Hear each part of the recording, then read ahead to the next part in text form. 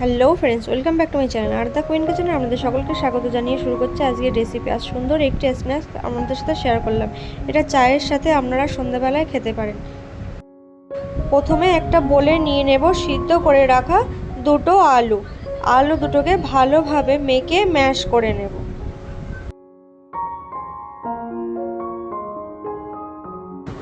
এই আলুর মধ্যে দিয়ে দেব গাজর কুচি আর কিছুটা পরিমাণ দিয়ে দেব ধনেপাতা কুচি, স্বাদ মতো দেব লবণ, হাফ টিস্পুন দেব লঙ্কার গুঁড়ো, হাফ টিস্পুন দিয়ে দেব চাট মশলা, 4 টিস্পুন দিয়ে দেব কর্নফ্লাওয়ার। এবার সমস্ত উপকরণগুলো হাত দিয়ে ভালোভাবে মেখে নেব।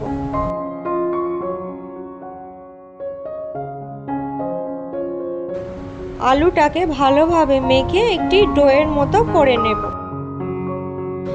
এবার কিছুটা পরিমাণ ময়দা ছড়িয়ে দিয়ে আলুটাকে 2 টুকরো করে ভাগ করে নেব।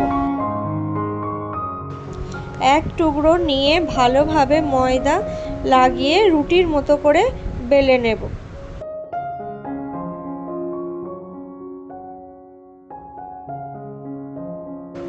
রুটিটা বেলার সময় একটু মোটা রেখে দিতে হবে। একটি ছুরি দিয়ে চারদিক দিয়ে রুটিটাকে কেটে চৌকো শেপ করে নেব।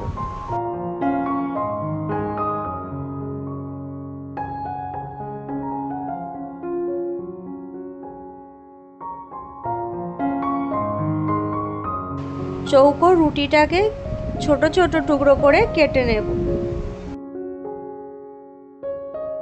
আমার চ্যানেলে কোনো নতুন বন্ধু এসে থাকলে অবশ্যই চ্যানেলটিকে সাবস্ক্রাইব করার অনুরোধ রইল।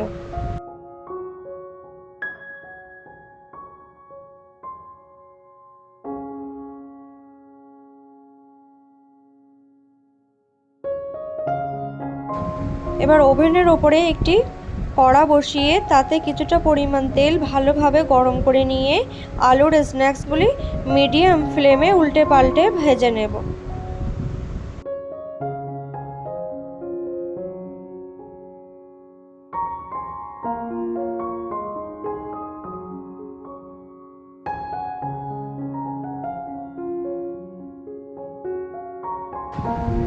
বন্ধুরা, আপনারা দেখতেই পাচ্ছেন স্ন্যাক্সটি আমার কত সুন্দর ভাজা হয়েছে। এবার আমি এগুলোকে তুলে নেব। দেখুন বন্ধুরা, কতটা সুন্দর হয়েছে।